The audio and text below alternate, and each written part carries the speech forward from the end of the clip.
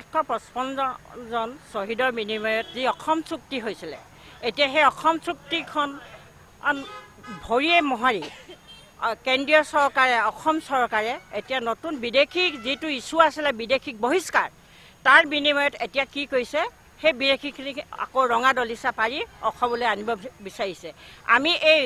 জাতি ধ্বংসী যিখন বিধেয়ক আমি কোনো পৰ্যায়ে মানি নলওঁ আৰু ভৱিষ্যতে বৰ্তমান অন্বেষণে কৈছোঁ ভৱিষ্যতে ইয়াতকৈ জংগী আন্দোলন কৰিম বুলি আমি সকলোৱে একগোট হৈছোঁ আৰু ইয়াৰ যোগেদি মই আৰু এটা কথা কৈছোঁ আমি সকলো এক হওঁ আমি অসমীয়া হৈ আমি পৃথকে আন্দোলন কৰিব নালাগে আমি সকলো এক হৈ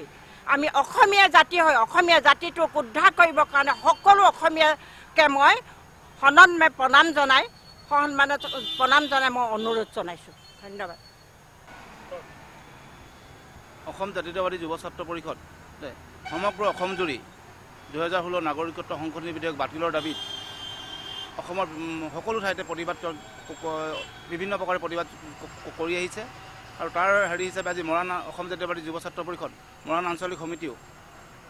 এই নাগৰিকৰ বিৰুদ্ধে 36 ঘণ্টীয়া অন্বেষণৰ কাৰ্যসূচী হাতত লৈছে এই কাৰ্যসূচী আজি পুৱা 4 বজাৰ পৰা আমি আৰম্ভ কৰিছোঁ আৰু কাৰ্যসূচী কালিলৈ বিয়লি 4 বজাত সমাপ্ত হ'ব আমি কেন্দ্ৰীয় চৰকাৰ আৰু ৰাজ্য চৰকাৰক বাৰে বাৰে সকীয়াই আছোঁ যে এই নাগৰিক সংশোধনী বিধেয়কখন অতি সোনকালে বাতিল কৰক নহ'লে অসমত আৰু ইয়াতকৈ অধিক জংগী আন্দোলনৰ প্ৰস্তুতি আমি চলাম